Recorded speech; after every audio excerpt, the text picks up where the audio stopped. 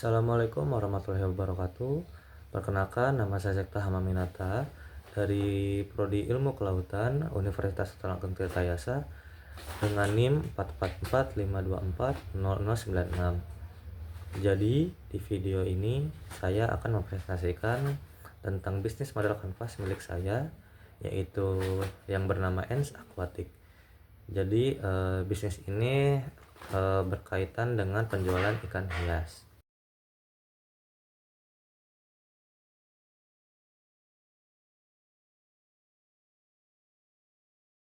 Oke, yang pertama di sini ada latar belakang. Ikan hias merupakan salah satu sektor perikanan yang lumayan menjanjikan. Hal ini dikarenakan harga jualnya yang cenderung cocok di berbagai lapisan masyarakat. Oleh karena itu, penulis memilih sektor ini sebagai ide bisnis dan sebagai upaya konservasi dalam menjaga ikan, terutama ikan endemik asli Indonesia. Oke, yang selanjutnya ada bisnis model kanvasnya. Nah, yang pertama di sini ada customer segment. Jadi saya menargetkan customer ini adalah dari semua kalangan masyarakat. Karena seperti yang saya bilang tadi bahwa harga ikan hias ini cenderung cocok di berbagai lapisan masyarakat. Entah itu masyarakat menengah ke bawah ataupun menengah ke atas. Nah, untuk selanjutnya ini ada value proposition. Ini adalah value yang saya jual ke customer. Nah, di sini saya menjual jenis ikan hias air tawar dan air laut, serta mengadakan jasa titip ikan. Lalu ada pengiriman ikan ke rumah. Dan yang terakhir ada jasa pembuatan akuarium dan raknya. Nah, yang selanjutnya ini ada channels. Ini adalah bagaimana cara saya mempromosikan value proposition yang saya punya. Jadi saya akan melakukan promosi dan pemesanan melalui akun media sosial. Lalu promosi di pameran atau kontes ikan hias. Berikutnya ini ada customer relationship. Nah, ini adalah bagaimana cara kita tetap berhubungan jangka panjang dengan customer. Yang pertama saya akan melakukan garansi. Garansi ini itu bisa garansi barang yang tidak berfungsi, ikan yang mati dalam perjalanan, atau akuarium yang pecah atau bocor dan lain sebagainya. Lalu ada interaktif dengan buyer. Nah, interaktif di sini adalah misalkan ketika buyer itu mempunyai masalah atau kendala ketika memelihara ikan, saya sebagai seller bisa memberikan solusi atau pendapat untuk memudahkan permasalahan yang buyer punya. Lalu selanjutnya ini ada revenue stream. Ini adalah bisa dibilang cash flow ya. Nah, untuk cash flow-nya ini saya ada pemasukan dari penjualan ikan, penjualan akuarium dan aksesoris, penjualan pakan, dan mungkin dana dari investor. Nah, selanjutnya itu ada resources. Nah, resources yang saya butuhkan untuk menjalankan bisnis ini adalah sumber daya ikan hiasnya itu sendiri, lalu akuarium dan aksesorisnya, kemudian sumber daya manusia untuk menjalankan kios, lalu brand aksesoris. Nah, yang selanjutnya ini ada activities. Nah, yang saya lakukan dalam bisnis ini adalah menjual ikan serta perlengkapannya yang dapat dipesan dari rumah oleh buyer. Lalu mengedukasi buyer dengan menyisipkan informasi hewan yang dibeli. Nah, ini saya lakukan dengan cara ketika buyer ini misalkan membeli suatu jenis ikan, saya akan menyisipkan kartu berupa informasi mengenai ikan yang dibeli oleh buyer tersebut. Oke, yang selanjutnya ada partnership. Nah, partnership ini dilakukan untuk kedua belah pihak ini mendapatkan keuntungan. Nah, partnership yang saya lakukan dalam bisnis ini adalah partnership dengan pembudidaya ikan hiasnya itu sendiri.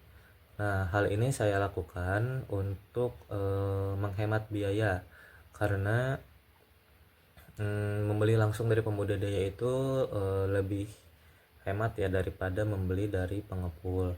Dan ini juga bisa digunakan dan ini juga saya gunakan sebagai sarana untuk mensupport bisnis lokal. Lalu ada pengrajin akuarium dan rak. Ini juga sama alasannya seperti pembudidaya ikan hias. Lalu ada supplier aksesoris akuarium. Jadi supplier aksesoris ini seperti mesin filter, lalu dan aksesoris untuk peralatan akuarium lainnya. Nah, selanjutnya ada cost, yang ini adalah biaya yang digunakan untuk menjalankan bisnis. Nah, cost yang digunakan itu adalah untuk sewa ruko, gaji karyawan, biaya marketing, serta garansi penjualan. Lalu selanjutnya ini ada analisis SWOT ya. Yang pertama ini adalah ada strength-nya atau kekuatan. Nah, yang dimana potensi ikan hias ini yang besar karena ikan hias ini banyak ragam jenisnya ya. Lalu tempat penjualan yang strategis, saya akan memilih tempat penjualan yang mudah digapai oleh customer. Lalu ada penghobi ikan hias yang terhitung banyak. Nah, untuk weakness atau kelemahannya itu ada penjualan ikan hidup yang berisiko tinggi. Nah, yang dimana ikan ini sewaktu-waktu bisa mati sebelum ada di tangan customer, dan juga perlu modal yang lumayan besar. Nah, untuk opportunity dan atau kesempatan ini kita bisa melakukan promosi di event tertentu seperti kontes atau pameran, serta memanfaatkan momen ini, misalkan seperti boomingnya ikan cupang hias sewaktu COVID kemarin ya. Nah, lalu untuk threats atau ancamannya ini adalah minat buyer yang cenderung berubah. Nah, ini juga kebalikan dari momen ini, dimana sewaktu-waktu viral dari suatu ikan itu bisa menurun, lalu bisa merembet ke minat buyer yang berubah-ubah. Nah, terus ada seller ikan hias yang mulai bisnis terlebih dahulu, jelas karena mereka ini mungkin sudah memiliki branding juga dan juga lebih terkenal di customer karena mereka memulai bisnisnya lebih dulu. Nah, selanjutnya itu ada strategi. Nah, strategi yang saya gunakan dalam bisnis ini adalah pemesanan melalui kontak WhatsApp atau akun media sosial lainnya dan siap antar ke rumah. Nah, hal ini juga saya lakukan sebagai branding, yang mana setahu saya kebanyakan seller ikan hias itu selalu menjual ikan hiasnya itu hanya di kios saja, belum ada yang mengantar ke atau melakukan pengiriman ke lokasi buyer. Ini ada menyisipkan informasi tentang ikan yang buyer beli untuk menarik perhatian buyer dan sekaligus sarana edukasi dalam bentuk yang menarik. Nah, hal ini yang saya sebutkan dalam bisnis model canvas yang pertama tadi. Nah, ini juga saya lakukan sebagai branding untuk menarik perhatian buyer ke dalam bisnis yang saya lakukan. Nah, informasi tentang ikannya itu seperti apa? Jadi saya akan membuat kartu atau barcode yang nanti akan mengarah ke website yang berisikan informasi seputar ikan yang buyer beli. Nah, yang terakhir itu ada membuat branding yang menarik perhatian buyer dengan cara membuat konten di media sosial. Oke, mungkin cukup sekian yang bisa saya sampaikan. Mohon maaf atas segala kekurangannya. Saya pamit undur diri. Sekian. Assalamualaikum warahmatullahi wabarakatuh.